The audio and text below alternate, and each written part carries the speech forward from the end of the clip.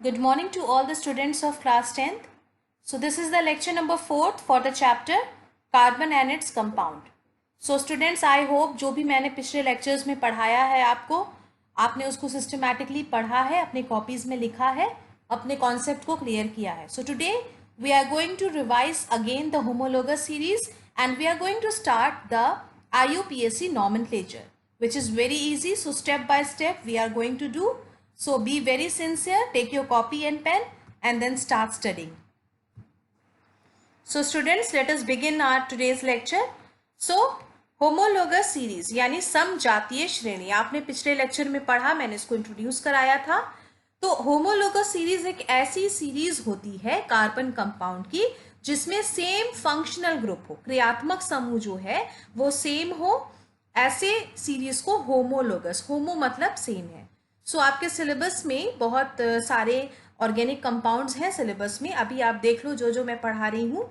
तो homologous series है, examples में कुछ यहाँ पे एल्केन्स है, एल्कीन्स है, एल्काइंस है, एल्केनॉल्स है यानी एल्कोहल्स, एल्केनोइक एसिड्स यानी कार्बोक्सिलिक एसिड और एल्केनल्स यानी एल्डिहाइड. तो ये सारे जो हैं वो होमोलोगस सीरीज के एग्जाम्पल हैं. इनके जनरल फॉर्मूला आप देखो, एल्केन्स के लिए क्या है, CnH2n+2. ओके, एल्केन्स मतलब कार्बन और कार्बन के बीच में सिंगल बॉन्ड होगा. एल्कीन्स मतलब कार्बन और कार्बन के बीच में डबल बॉन्ड होगा. और एल्कीन्स का जो जनरल फॉर्मूला है वो है CnH2n. एल्काइंस मीन्स कार्बन और कार्बन के बीच में ट्रिपल बॉन्ड है, आप देख सकते हो यहाँ पे.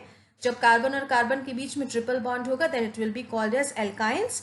एल्केनॉल्स यानी एल्कोहल्स, इसका फॉर्मूला होता है CnH2n+1OH और इसका फंक्शनल ग्रुप आप कैसे लिखते हो, ROH. R की जगह कुछ भी हो सकता है. जब अभी आप आगे नॉमेनक्लेचर पढ़ोगे तो उसको और डिटेल में पढ़ोगे. अभी सिर्फ इतना समझो कि जो भी होमोलोगस सीरीज में जो फंक्शनल ग्रुप्स आ रहे हैं उनके जनरल फॉर्मूला क्या है, उसके फंक्शनल ग्रुप्स क्या है वो आपको समझना हो. एल्केनोइक एसिड या कार्बोक्सिलिक एसिड का फॉर्मूला होता है CnH2n+1COOH.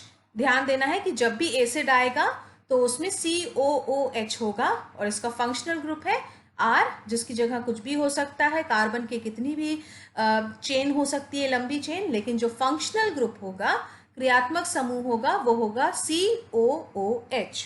एल्केनल्स यानी एल्डिहाइड है आपका CnH2n+1CHO. क्लियर, जनरल फॉर्मूला है और इसका फंक्शनल ग्रुप है RCHO. तो ये सारे होमोलोगस सीरीज के एग्जाम्पल हैं.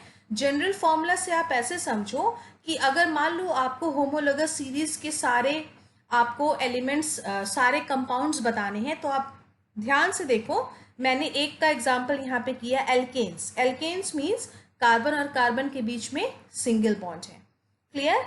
अब आप सबसे पहले कार्बन के लिए रखना है, आपको वैल्यू निकालनी है, तो N की जगह कार्बन की वैल्यू 1 रखोगे. ध्यान से आप यहाँ पे देखो, आप देख सकते हो ये सारे एल्केन्स के फॉर्मूला है. तो यहाँ पे आप देखो, यहाँ पे मॉलिक्यूलर फॉर्मूला में देखो CnH2n+2 यानी N की जगह आपको क्या पुटअप करना है, 1. क्लियर. तो अगर आप N की जगह 1 पुटअप करो तो हो जाएगा C1H2×1+2 यानी हो जाएगा CH4 जो कि मीथेन होता है.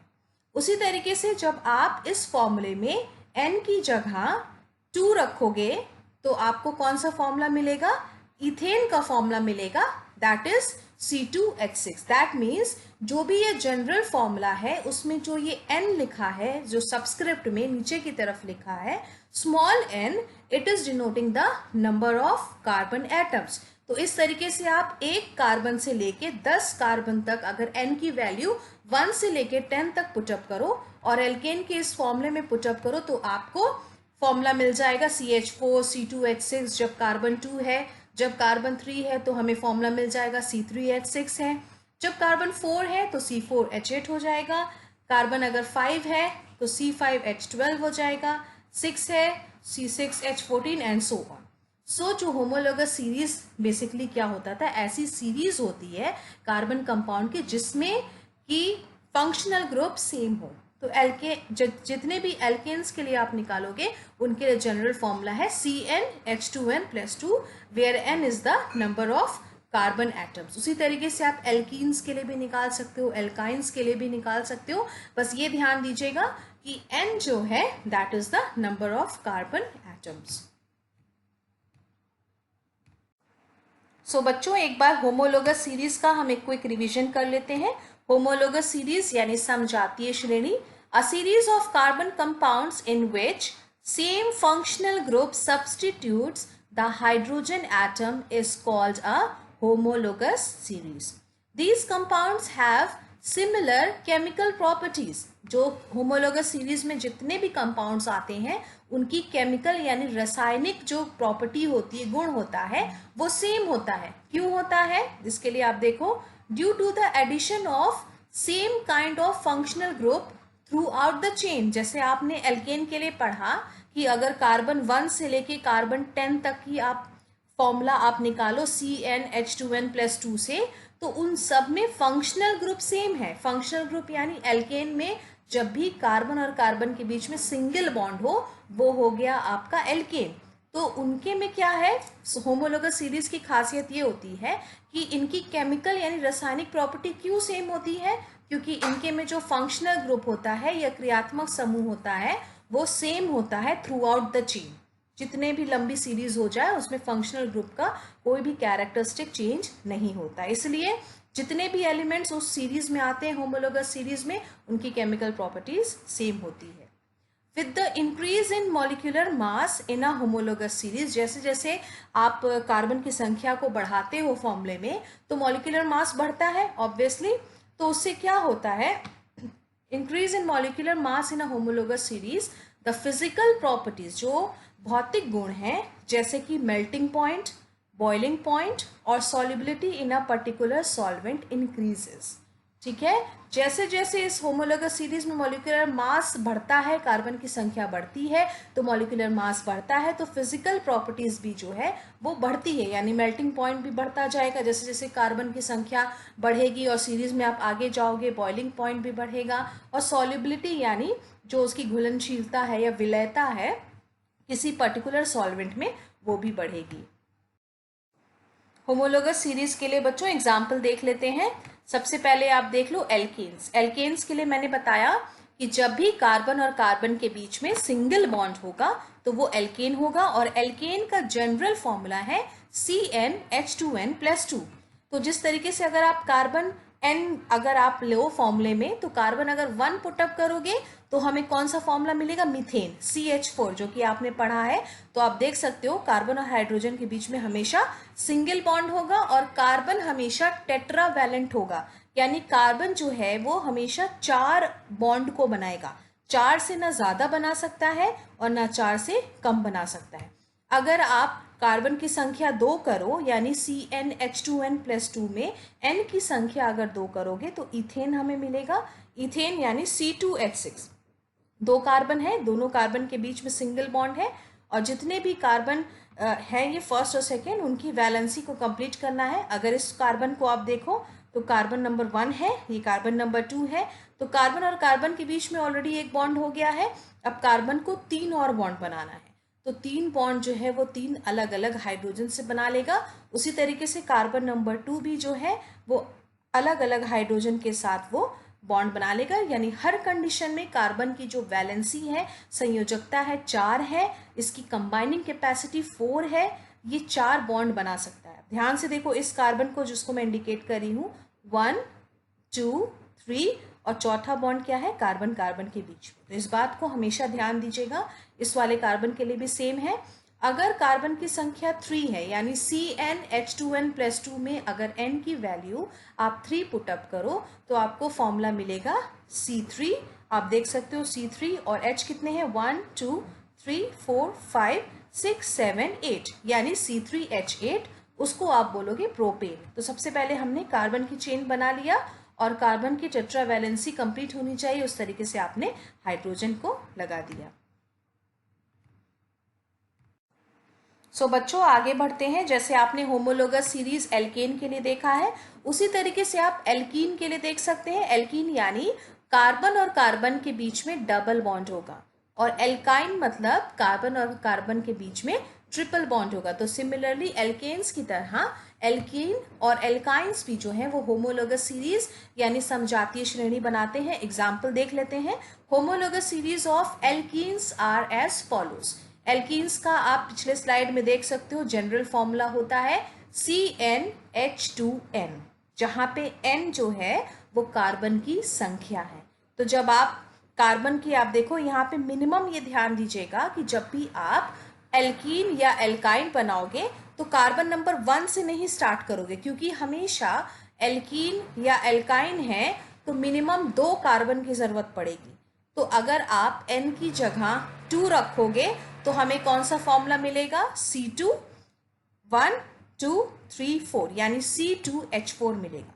जब हम कार्बन की संख्या 3 रखेंगे यानी n की संख्या 3 रखेंगे तो हमें क्या फॉर्मूला मिलेगा? C3 और H कितना है? 1 2 3 4 यानी C3 और H4 जो है वो जब कार्बन की संख्या 3 है तो वो कहलाएगा प्रोपीन। जब आप नॉमेनक्लेचर पढ़ोगे बच्चों तो वो आपको ज़्यादा क्लियर होगा। बस ये ध्यान दीजिए, अगर आपको एल्कीन के लिए फॉर्मूला लिखना है जब कार्बन की संख्या 2 है तो कार्बन और कार्बन के बीच में सबसे पहले हम डबल बॉन्ड को बनाएंगे।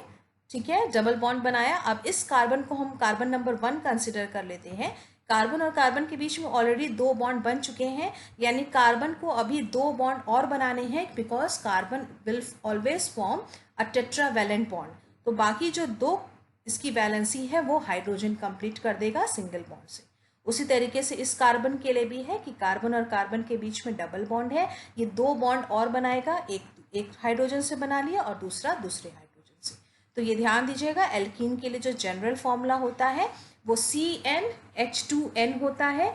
एल्कीन हो या एल्काइन हो उसमें हमको मिनिमम 2 कार्बन चाहिए, क्योंकि हमको डबल और ट्रिपल बॉन्ड दिखाना है। तो हमेशा n की जो वैल्यू है फॉर्मूले में CnH2n वो 2 से स्टार्ट करिएगा। ओके, उसी तरीके से आप कार्बन की संख्या अगर 3 करोगे तो वो प्रोपीन कहलाएगा। और एल्काइन के लिए जो जनरल फॉर्मूला होता है दैट इज CnH2n-2। ध्यान से देखिएगा, जो मैंने फर्स्ट स्लाइड आपको दिखाई है CnH2n-2।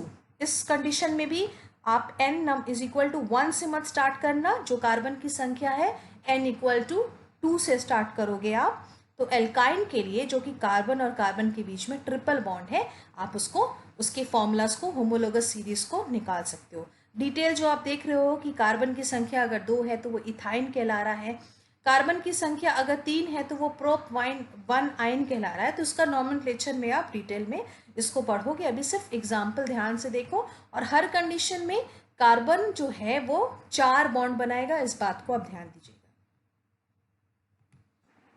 सो स्टूडेंट्स, आप ये बात ध्यान दीजिएगा कि जब भी आप ऑर्गेनिक केमिस्ट्री पढ़ रहे हो, जब भी आप स्ट्रक्चर पढ़ रहे हो, तो वो आप जितना ज़्यादा केमिस्ट्री प्रैक्टिस करोगे, जैसे बोलने पे आ रहा है कि कार्बन 4 बॉन्ड बनाएगा, डबल है, ट्रिपल है, सिंगल है, तो जितना आप उसको प्रैक्टिस करोगे उतना ज़्यादा आपका कमांड होगा, उतना ज़्यादा आपका कॉन्सेप्ट क्लियर होगा। तो जो भी मैं पढ़ा रही हूँ बिना कॉपी और पेन के मत बैठिएगा, उसको प्रैक्टिस करिएगा, बिकॉज आप जब 11th में आगे जाओगे तो ऑर्गेनिक केमिस्ट्री बहुत ज़्यादा ब्रॉड है, तो इसलिए छोटे छोटे कॉन्सेप्ट को आपको क्लियर करना है। नेक्स्ट टॉपिक जो हमें पढ़ना है वो है IUPAC नॉमेनक्लेचर। नाम पद्धति है, कैसे ऑर्गेनिक कंपाउंड्स यानी कार्बनिक जो पदार्थ हैं उनके हम कैसे नामकरण करते हैं, दैट इज IUPAC नॉमेनक्लेचर। सबसे पहले इसका फुल फॉर्म आपको आना चाहिए IUPAC का, that is the international union of pure and applied chemistry. ये नाम याद होना चाहिए, IUPAC का international union of pure and applied chemistry. तो ये एक संस्था है जिन्होंने कुछ रूल्स बनाए ऑर्गेनिक कंपाउंड को डिफ्रेंशिएट करने के लिए, एक दूसरे से अलग करने के लिए, जिसको IUPAC नेम्स कहा जाता है। IUPAC names are based on the name of the basic carbon chain modified by a prefix or suffix indicating the nature and position of the functional group। आपने फंक्शनल ग्रुप पढ़ लिया, क्रियात्मक समूह, कि basically किसी भी कंपाउंड का जो फंक्शनल ग्रुप होता है वो उसकी केमिकल यानी रासायनिक प्रकृति को दिखाता है। सेम फंक्शनल ग्रुप के कंपाउंड सेम रासायनिक गुण दिखाएंगे और डिफरेंट फंक्शनल ग्रुप के जो कंपाउंड्स हैं वो डिफरेंट केमिकल प्रॉपर्टीज को दिखाएंगे। अब इसको डिटेल में समझना है, बहुत ध्यान से समझिएगा। IUPAC सिस्टम में 3 पार्ट होते हैं, root word, suffix and prefix. ठीक है, root word, suffix and prefix. Root word जो होता है मेन जो रूट होता है, अभी आप पढ़ोगे आगे डिटेल कि कार्बन की कितनी संख्या है, कितनी लंबी चेन है, वो होगा रूट वर्ड। सफिक्स आपको पता है कि किसी कोई भी शब्द है या कोई भी चीज़ है उसके पीछे उसके बाद जो शब्द लगाया जाता है वो सफिक्स होता है। प्रीफिक्स होता है जो किसी भी शब्द के पहले लगाया जाता है। ठीक है, सफिक्स मतलब एक पर्टिकुलर किसी भी शब्द के लास्ट में लगाया जाता है और प्रीफिक्स जो है वो पर्टिकुलर शब्द के पहले लगाया जाता है। तो ये आपको पता होना चाहिए। सफिक्स जो है जो किसी एक पर्टिकुलर शब्द के लास्ट में लगाया जाता है वो फर्दर 2 पार्ट में डिवाइडेड है। प्राइमरी सफिक्स यानी कि प्राथमिक सफिक्स है जो फर्स्ट है, और सेकेंडरी सफिक्स है जो कि सेकेंडरी है। तो प्राइमरी सफिक्स जो है वो बेसिकली दिखाता है नेचर ऑफ कार्बन चेन। ठीक है, सफिक्स को 2 पार्ट में डिवाइड किया गया है, प्राइमरी और सेकेंडरी। प्राइमरी सफिक्स क्या बताता है, कार्बन की जो चेन है, लंबी चेन, उसकी प्रकृति क्या है, उसकी नेचर क्या है। सेकेंडरी सफिक्स जो है वो फंक्शनल ग्रुप को दिखाता है। तो ये सबसे पहले इस कॉन्सेप्ट को क्लियर रखिएगा कि IUPAC सिस्टम में 3 बातें होती हैं, 3 टर्म्स आते हैं, रूट वर्ड, सफिक्स और प्रीफिक्स। सफिक्स यानी किसी पर्टिकुलर टर्म या शब्द के बाद जो नाम लगे वो होता है सफिक्स। प्रीफिक्स मतलब उस पर्टिकुलर शब्द के पहले लगे। तो ये डिटेल में अभी आप पढ़ोगे। सबसे पहले ये ध्यान देना कि रूट वर्ड क्या होता है, सफिक्स क्या होता है, प्रीफिक्स क्या होता है। सफिक्स को फर्दर 2 पार्ट में डिवाइड किया गया है, primary suffix, secondary suffix. Primary suffix क्या दिखाता है कि कार्बन की जो लंबी चेन है उसकी नेचर क्या है, और सेकेंडरी सफिक्स क्या दिखाता है, फंक्शनल ग्रुप क्या है। सो बच्चों, IUPAC नॉमेनक्लेचर को हम और डिटेल में देखते हैं। IUPAC नॉमेनक्लेचर का 3 मेन पार्ट होता है। वर्ड रूट होता है, आपने पढ़ा, सफिक्स होता है और प्रीफिक्स होता है। तो वर्ड रूट क्या दिखाता है, number of carbon atoms present in the parent chain, कि पेरेंट चेन में जो प्राथमिक चेन है उसमें कार्बन की कितनी संख्या है, वो क्या दिखाता है, वर्ड रूट।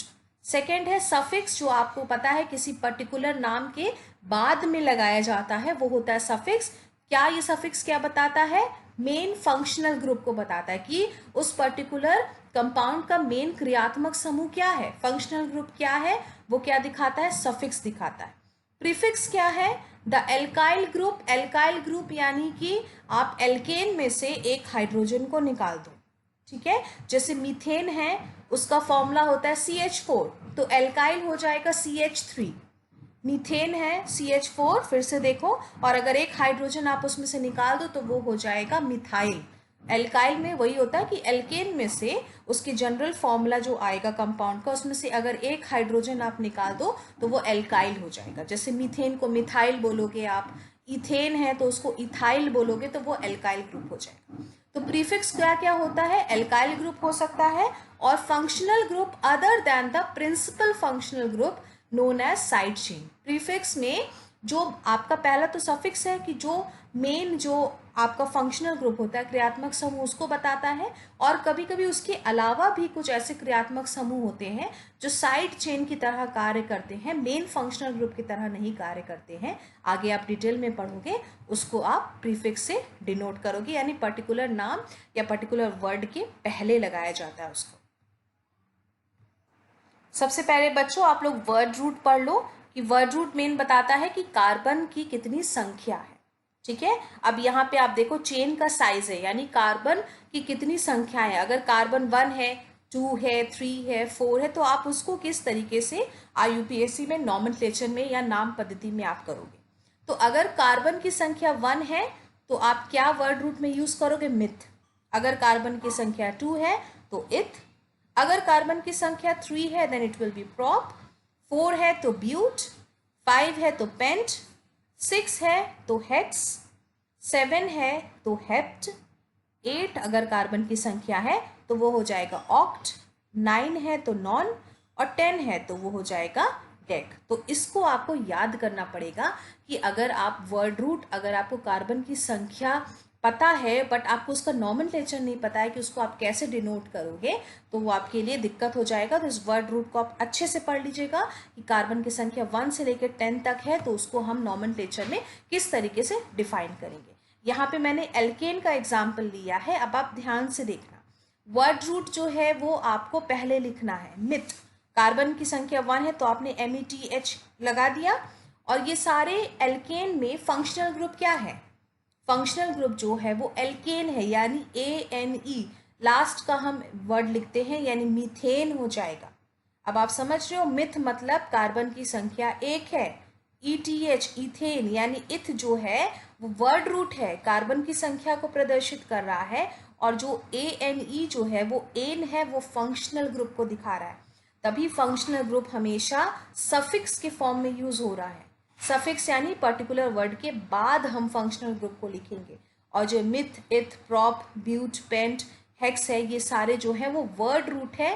वो किसको दिखा रहा है कि वो पर्टिकुलर कार्बन की संख्या किसी भी कंपाउंड में कितनी है। अगर आप 6 को देखो तो सबसे पहले देखो हेक्स लिखोगे, क्यों? क्योंकि हेक्स ये प्रदर्शित कर रहा है कि 6 कार्बन की लंबी श्रृंखला है, 6 कार्बन की एक लंबी चेन है। और एन जो है वो दिखा रहा है कि फंक्शनल ग्रुप क्या है, एल्केन, यानी ANE आप इसके लिए यूज करोगे। सो बच्चों, आपने IUPAC पढ़ लिया, सफिक्स क्या होता है, प्रीफिक्स क्या होता है, वर्ड रूट क्या होता है। मैंने बहुत सिंपल एग्जांपल अभी लिया है इस लेक्चर में। नेक्स्ट लेक्चर में हम बहुत सारे जो है सवाल लगाएंगे, कैसे नॉमेनक्लेचर किया जाता है ऑर्गेनिक कंपाउंड का। अभी सिंपलेस्ट देखो, स्टेप बाय स्टेप मैं आपको बता रही हूँ, क्योंकि ये बहुत ज़्यादा सिंपल है और इस चैप्टर से मैक्सिमम क्वेश्चंस आते हैं एग्जाम में। तो ध्यान से आराम से पढ़िए। और सबसे पहले IUPAC के लिए मैं सिंपलेस्ट एग्जांपल ले रही हूँ, रूल नंबर 1। कुछ रूल्स हैं, आप देख लो। रूल नंबर 1 है कि सबसे पहले आपको क्या करना है, identify the number of carbon atoms in the compound. First step है IUPAC नॉमेनक्लेचर के लिए कि कार्बन की संख्या आपको आइडेंटिफाई करनी है। And name the compound according to the number of carbon atoms. और आपको पता है कि जो वर्ड रूट होता है वो क्या बताता है कि कार्बन की संख्या उस पर्टिकुलर कंपाउंड में कितनी है। तो रूल नंबर 1 क्या है, आपको पहचानना है कि कितनी बड़ी कार्बन की चेन है। कार्बन की संख्या अगर 1 है तो आपने पढ़ा कि उसको मिथ लिखते हैं, फिर सेकेंड आपने पढ़ा इस तरीके से इथ लिखते हैं, और बाद में आप फंक्शनल ग्रुप लगाते हो। तो सबसे पहले आप क्या आइडेंटिफाई करोगे कि कितनी बड़ी, कितने नंबर्स की कार्बन की चेन है। एग्जाम्पल ध्यान से देखो, अगर कार्बन की संख्या, कार्बन के एटम्स की संख्या 1 हो, ठीक है, और ये सारे मैंने एल्केन के लिए लिए हैं, तो पेरेंट कंपाउंड का नाम क्या हो जाएगा, myth N.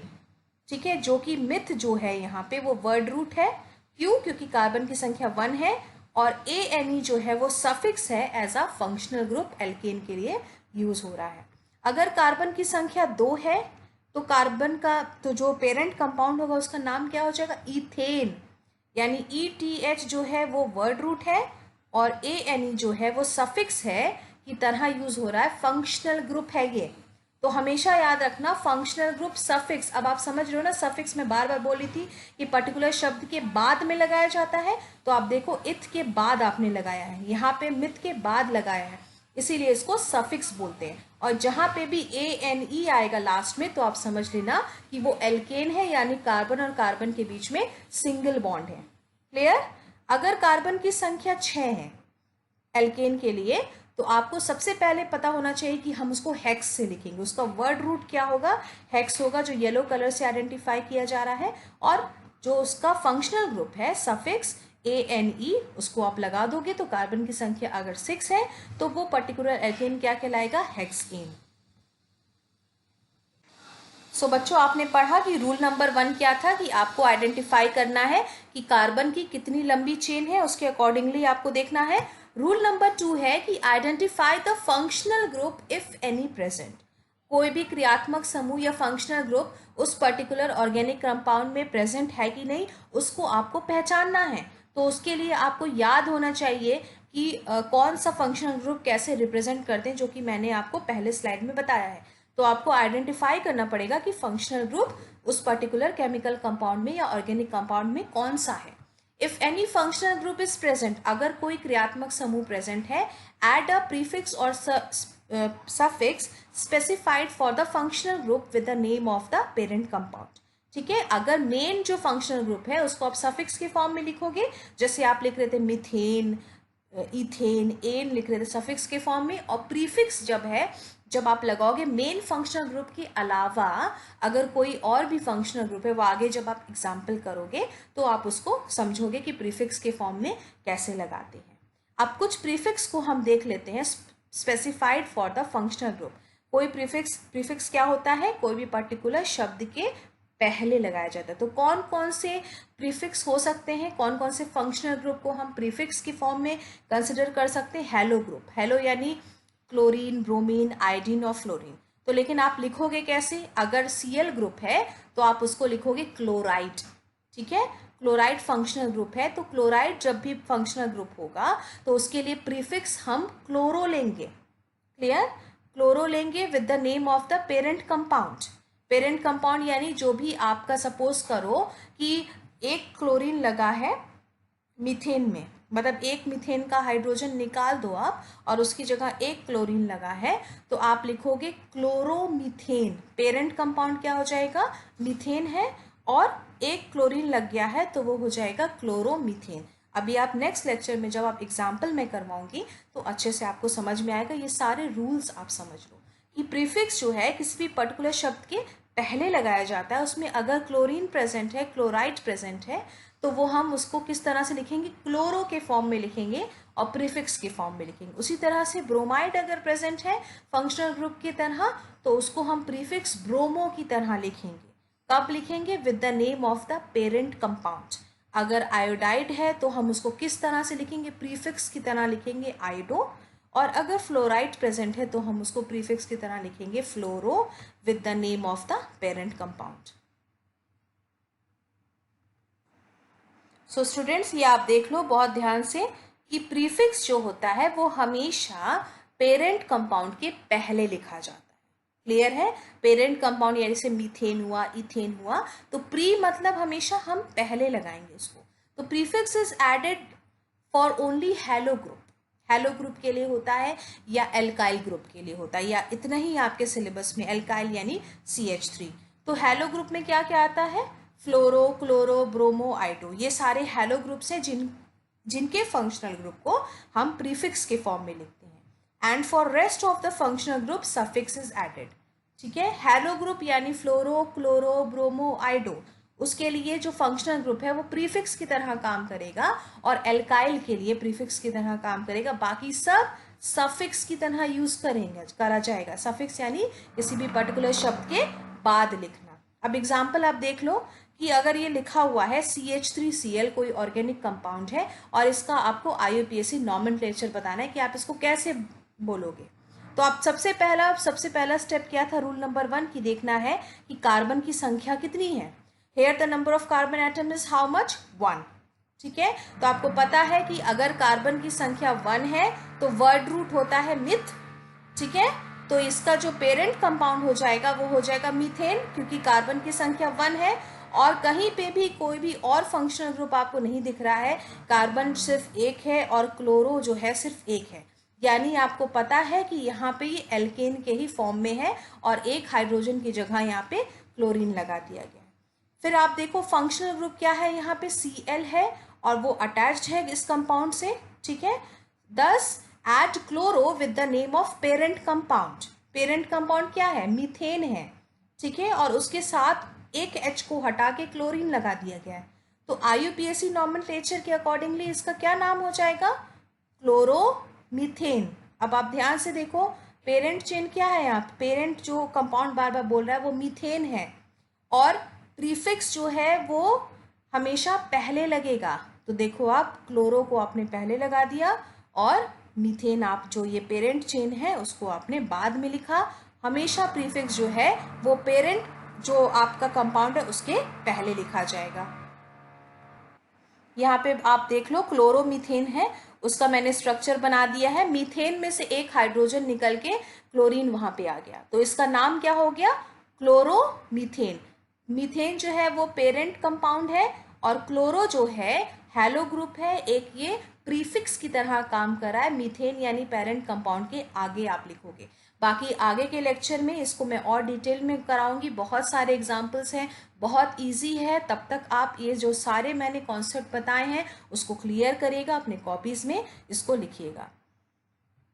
So thank you so much my dear students. आपको कोई भी प्रॉब्लम है, कोई भी कन्फ्यूजन है तो आप वीडियो में पूछ सकते हैं। और अगर आप प्रैक्टिस नहीं करोगे किसी भी स्ट्रक्चर के लिए केमिस्ट्री में तो वो आपके लिए बहुत ज़्यादा प्रॉब्लम होगी। तो अभी से आप प्रैक्टिस करो और कॉन्सेप्ट को सिस्टमैटिकली जो है वो रिवाइज करते जाओ। Thank you so much. God bless you all.